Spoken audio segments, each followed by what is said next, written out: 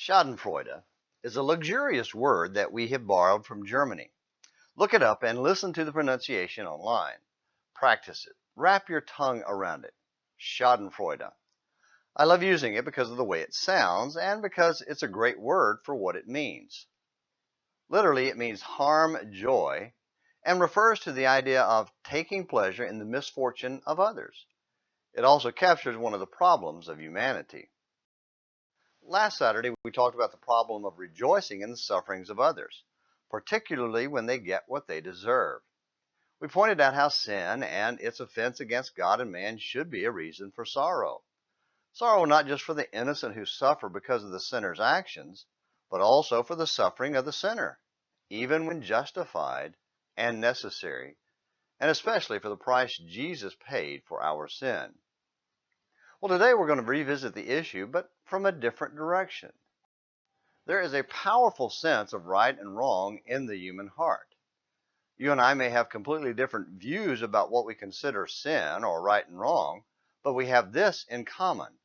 We want to see people punished for wrongdoing and feel vindicated when they get what we think they deserve. And we have a sense of that with ourselves in that we feel guilty about our own sin and know we deserve it, even if we don't want to be punished.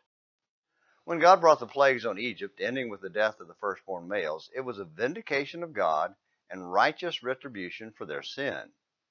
As terrible as it was the right punishment for their sin. Which is why Moses, Miriam, and Israel sang a song rejoicing in God's deliverance from the army of Pharaoh. That's in Exodus 15, verses 1 through 21. It was a celebration of the righteous acts of God and the rescue of his people, rather than a heartless explosion of Schadenfreude. In other words, it's perfectly natural and appropriate to be thankful that God acts to punish sin, even while we're not happy about it. If God didn't punish sin, then there would be no concern about right or wrong, good or evil, and moral relativism would prevail. In other words, anarchy and chaos would consume the world, sort of like what we see today that rightfully worries us. Let's be thankful that God will punish the wicked, 2 Thessalonians 1, 6 through 10. Just don't take pleasure in it. We should rejoice in the moral rightness of punishment for sin without Schadenfreude. If we start to like it, we might end up on the wrong side of judgment ourselves. Life isn't always easy, so we have to keep it real here on Morning Minutes in the Bible.